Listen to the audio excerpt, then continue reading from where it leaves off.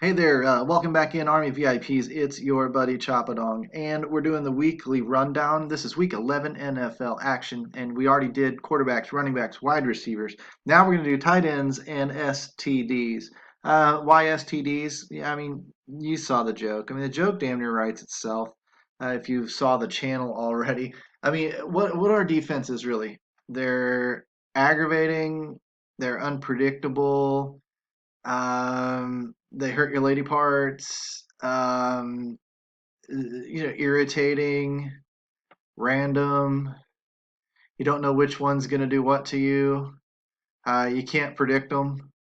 I mean, the jokes kind of write themselves in terms of how volatile team defenses are. So instead of DSTs, let's just call them special teams and defenses or STDs and let the pun just kind of take care of itself. For wide receivers, tight end tabs where we're at. If you didn't notice before, you need to come down here and click this little Windows guy on the research station so that you can sort and filter these things. And of course, I start by kicking off the evening games.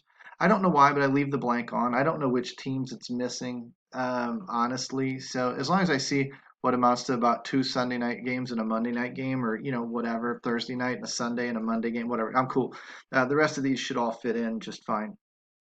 I don't overanalyze too much if you can't tell. I'm a very simplistic daily fantasy researcher, and that leads me to being efficient, being consistent, having a foundation of I guess of a strong foundation that's repeatable that I can go back to even in losing streaks and whatever else. And as long as the foundation never varies, it's kind of what you do from there that maybe determines your week. And some of us are going to be better than others. Some of you are going to be better than me. That's fine.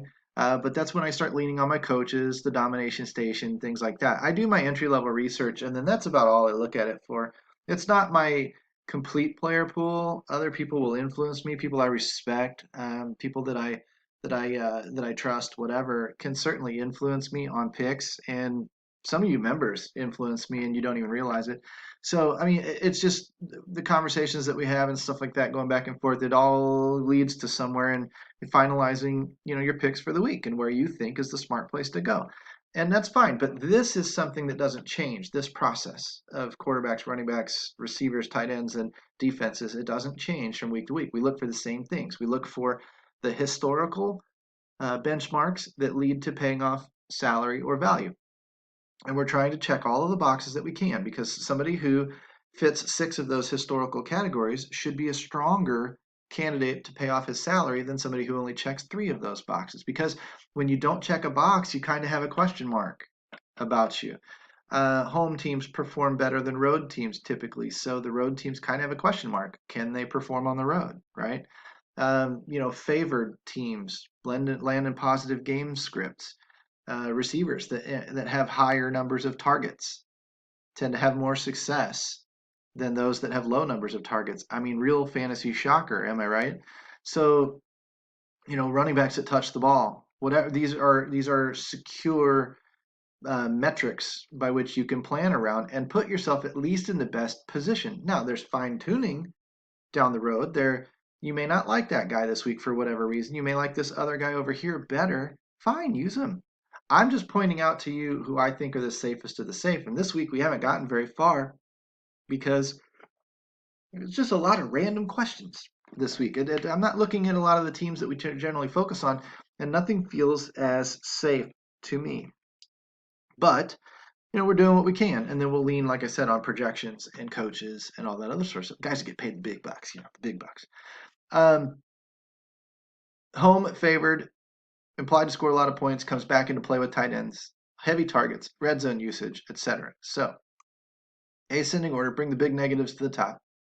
Let's get the big point totals to the top. Man, I hate committees. New Orleans, New Orleans, New Orleans, New Orleans. Four freaking tight ends. Give me a break.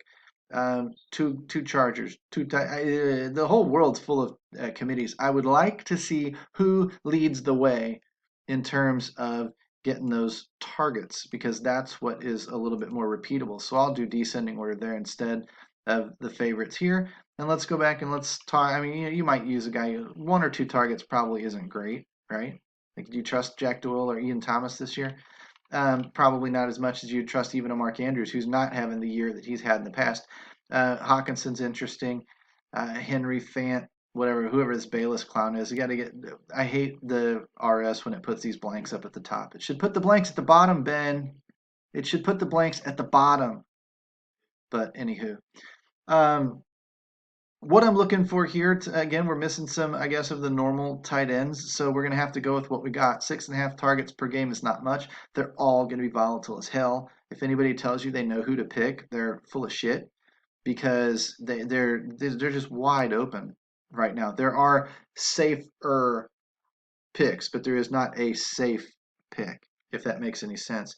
I would go over this way to red zone work, and I would look at Andrews, Hawkinson, are in okay spots. Logan Thomas is getting work inside the red zone. Ebron's getting work inside the red zone. Who's that? Is that Jonnu Smith and Gesicki? These are guys. Jared Cook.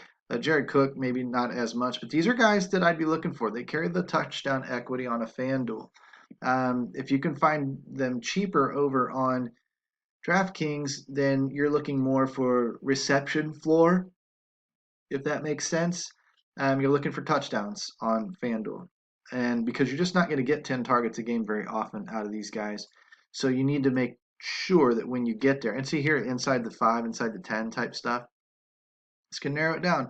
Andrews and Hawkinson might be where I go with a little bit of Jonnu Smith and Gesicki types, maybe a Burton or a Cook. I don't think so. But again, it's not going to matter a ton because honestly, even up here at the top, we're all kind of punting this week at tight end. So Noah Fant at home, Hunter Henry at home. They're implied to score points, maybe. Let's kind of slide this back over here. Who we got? Hunter Henry implied to score points. Mark Andrews implied to score points. Ebron implied to score points, but he's on the road. Cook implied to score points, don't probably trust him. Burton, probably don't trust him. Gesicki and Smith not implied to score a ton of points. They might work out for you. Favored at least in Burton. Is this Burton? This is Gesicki. Is at least favored as opposed to Jonnu Smith, who's the underdog this week. Underdogs don't work well with tight ends. I don't know why. It just doesn't. So let's say Hunter Henry, Mark Andrews. I might lean on a Mark Andrews or a Hawkinson. They're getting a ton of red zone work. They get some of the touchdowns, whatever. It seems like they come in pairs, though. When they score one, they score another. At least that's the case for Mark Andrews.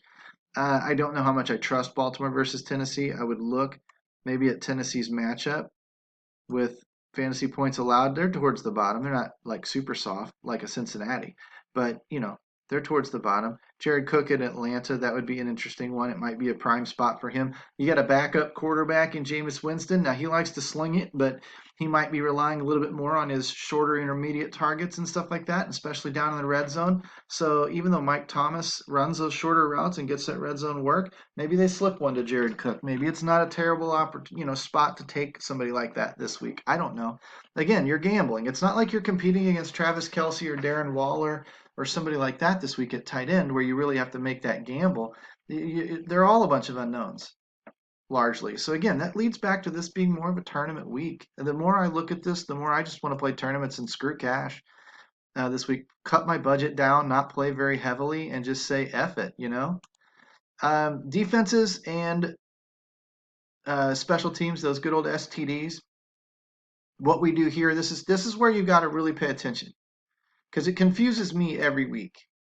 Right now, we're looking at the actual team. The opponent would be the defense, right?